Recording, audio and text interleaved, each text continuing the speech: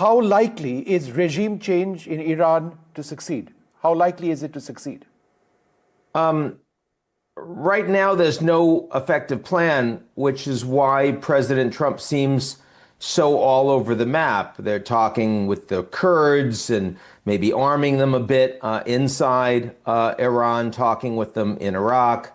They're saying that there has to be American involvement in who the new great leader of Iran is going to be. Trump just posted that in the past hour. But of course, the existing regime and the theocracy and the idea that it's run by a supreme leader is something that the Americans and the Israelis are fundamentally uncomfortable with. And there's no mechanism to get from here to there. You can destroy Iran's military capabilities. That's very clear. They've done that once before last year, and they're doing it again.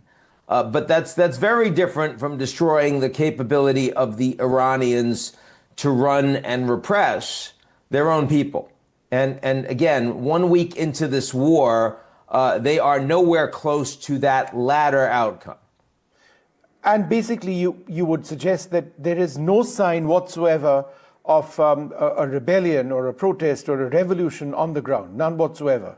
Not yet, not at all. And by the way, there wouldn't be. Yes, I agree. Yeah. With all of these strikes going on. So even if there was such a plan, you would at least wait until the smoke had cleared, as it were. But, look, this regime appears to have core support of like 20% of the Iranian population, some 93 million people in Iran total.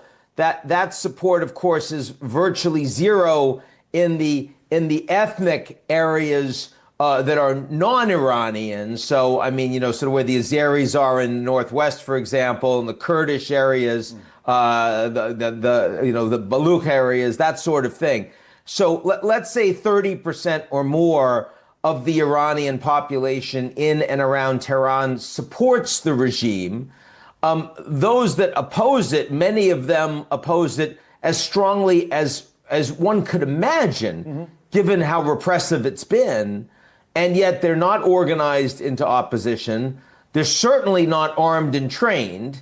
And the United States is not prepared to put substantial boots on the ground to facilitate that process. So, I mean, even if we were to see this is one of the things that I'm concerned about is, let's say the war's over, and at that point there are big demonstrations, and then the Iranian government comes and mows down its own people again.